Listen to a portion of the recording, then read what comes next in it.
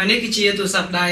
iPhone 6s ហ្នឹងហើយអ្នកទាំងគ្នាខ្ញុំធ្លាប់បាន post ទៅក៏ដូចជា description ខ្ញុំដាក់ថាបើសិនជាខ្ញុំ review ជាមួយទូរស័ព្ទដៃ iPhone 6s អ្នកទាំងគ្នាគិតយ៉ាងណាដែរហើយឥឡូវនេះគឺបានមកដល់ពេលវេលាហើយខ្ញុំចង់សួរទៅលើអ្នកទាំងគ្នាថាឥឡូវហ្នឹងអ្នកទាំងគ្នាណាខ្លះដែលកំពុងតែប្រើជាមួយទូរស័ព្ទដៃ iPhone 6s ហើយទៅលើទូរស័ព្ទដៃ iPhone 6s រហូតមកដល់លើចេញតាំងពីឆ្នាំ2015មកដល់ឆ្នាំ2023ហ្នឹងវានៅតែធ្វើការប្រើប្រាស់អ្វីបានខ្លះហ្នឹងហើយបើសិនជាអ្នកទាំងគ្នាកំពុងប្រើជាមួយទូរស័ព្ទដៃ iPhone 6s កុំភ្លេចជួយធ្វើការ comment ឲ្យខ្ញុំអ្នកមួយបានដឹងផងហើយក៏ដូចជាចែកជូនដល់អ្នកទាំងគ្នាផ្សេងៗដែលពួកគាត់ចង់ទិញជាមួយទូរស័ព្ទដៃ iPhone 6s យកធ្វើការប្រើប្រាស់ហើយអត់ដឹងថាវាមានសមត្ថភាពប៉ុណ្ណាគីឡូថាពេលដែលខ្ញុំនិយាយ review ទៅគឺខ្ញុំនិយាយថាល្អគឺវាល្អហួសអញ្ចឹងណាអញ្ចឹងបើសិនជាអ្នកទាំងគ្នាដែលកំពុងប្រើប្រាស់ទៅលើទូរស័ព្ទដៃ iPhone 6s អូខេអាចជួយ comment នៅខាងក្រោមវីដេអូផងអូខេអញ្ចឹងនៅក្នុងប្រធានបទថ្ងៃនេះគឺខ្ញុំចង់និយាយថាទៅលើទូរស័ព្ទដៃ iPhone 6s មួយហ្នឹងរហូតមកដល់ឥឡូវឆ្នាំ2023អូខេថាវានៅធ្វើការលេងហ្គេមកើតអត់ហើយទៅលើកាមេរ៉ាខាងក្រៅរបស់វានេះវាមានសមត្ថភាពថតបានល្អហើយក៏ដូចជាទៅលើការផ្សេងទៀតវានៅតែធ្វើការប្រើប្រាស់បានល្អអូខេអញ្ចឹងកុំឲ្យខាតពេលវេលាយូរទៅតាមដានវីដេអូនេះជាមួយបងប្អូនទាំងអស់គ្នា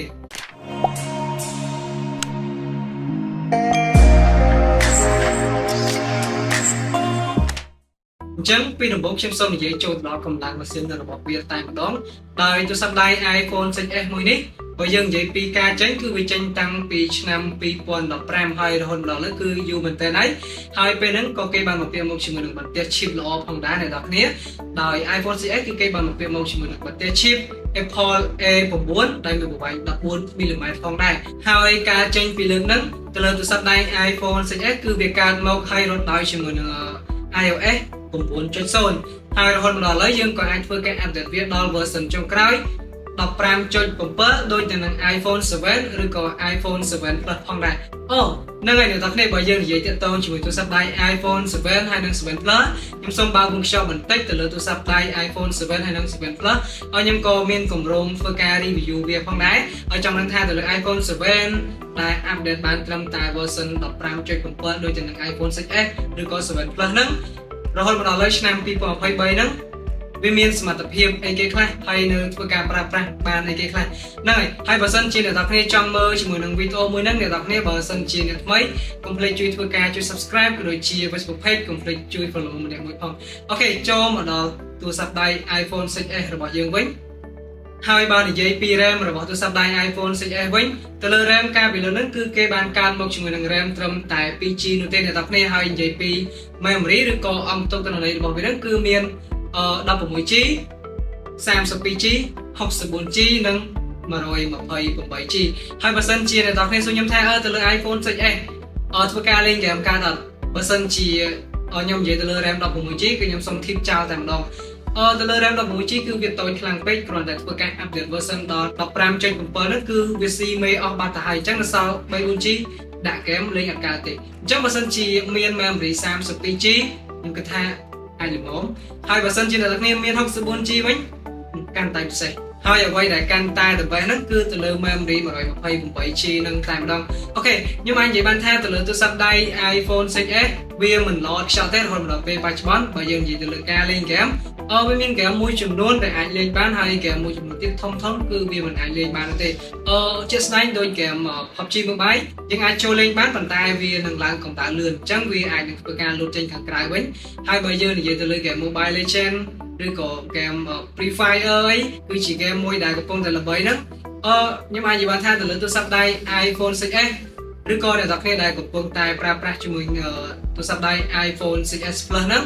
គឺដូចគ្នាតែម្ដងគឺយើងអាចធ្វើការលេងបានមកល្អបានមក smooth បានមកអែមខ្លាំងមែនតែម្ដង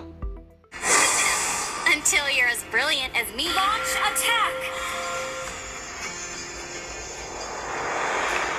An ally has been slain.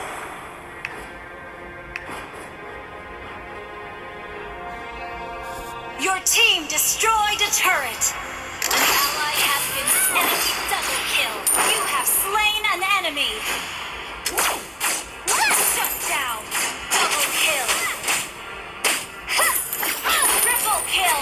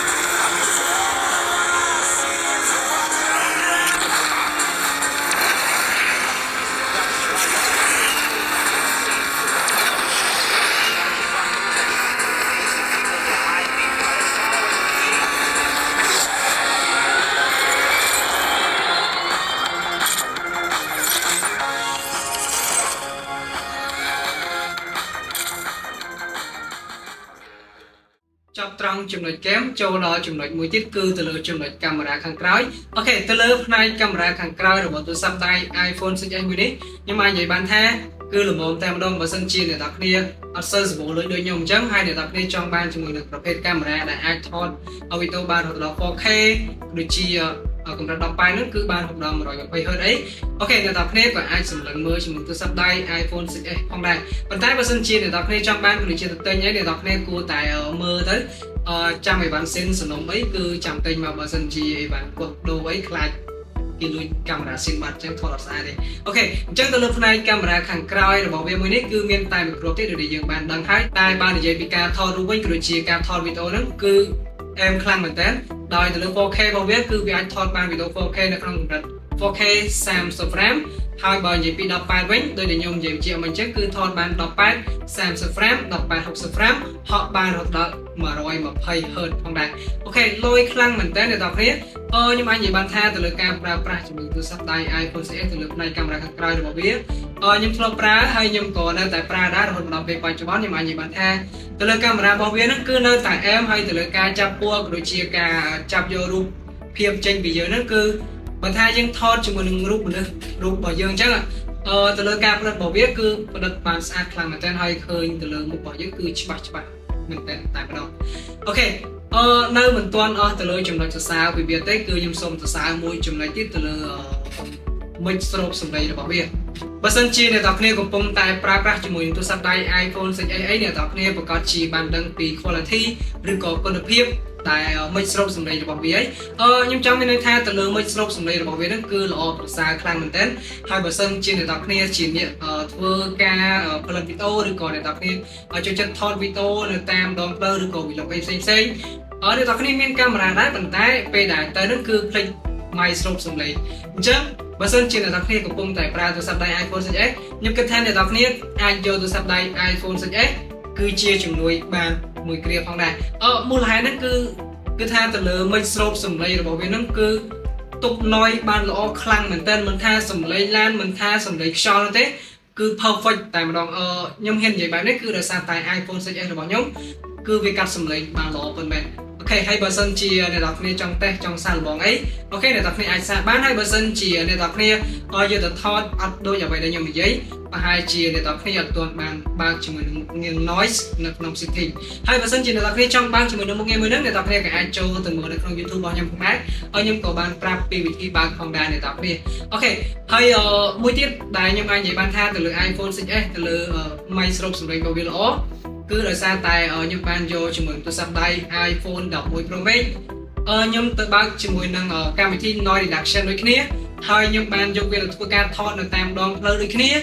ក៏ប៉ុន្តែអ្វីដែលខ្ញុំទទួលបានជាមួយនឹងប្រភេទសំឡេងដែលចេញពីទូរស័ព្ទដៃ iPhone 11 Pro Max ហើយនិង iPhone 6s ខុសគ្នាដាច់ស្រឡះតាមដងទៅលើ iPhone 11 Pro Max គឺពេលដែលយើងបើក Noise Reduction ហើយវាបានតែនៅពេលនិយាយទេពេលដែលយើងនិយាយទៅគឺវាជួយសលេងស្ងាត់ដែរប៉ុន្តែបើយើងយកទៅថតសំឡេងរបស់យើងវិញគឺ noise ខ្លាំងមែនតើតែបើយើងនិយាយពី iPhone 6s វិញខ្ញុំអាចនិយាយថាល្អខ្លាំងមែនទែនតែម្ដងអ្នកនរគ្នាខ្ញុំអាចនិយាយជ្រុលបន្តិចហើយប៉ុន្តែ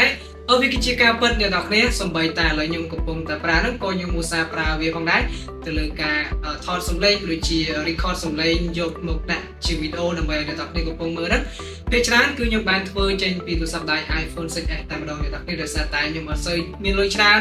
សម្រាប់ទិញម៉ៃយកមកធ្វើការថតវីដេអូនោះទេអូខេអញ្ចឹងមានតែប៉ុណ្្នឹងទេអ្នកនរគ្នាហើយសម្រាប់អ្នកនរគ្នាដែលកំពុងតែប្រើប្រាស់ជាមួយទូរស័ព្ទដៃ iPhone 6s ក៏ដូចជាអ្នកនរគ្នាធ្លាប់ប្រើជាមួយនឹងទូរស័ព្ទដៃ iPhone 6s អាចជួយធ្វើការ comment នៅខាងក្រោមវីដេអូរបស់ខ្ញុំបានហើយខ្ញុំនឹងនិយាយទៅកាន់អ្នកនរគ្នានៅវីដេអូខាងក្រោយទៀតផងដែរហ្នឹងហើយកុំភ្លេច subscribe ហើយខ្ញុំនឹងសន្យាថាខ្ញុំនឹងធ្វើការចេញវីដេអូជារៀងរាល់ថ្ងៃសម្រាប់អ្នកនរគ្នាផងដែរ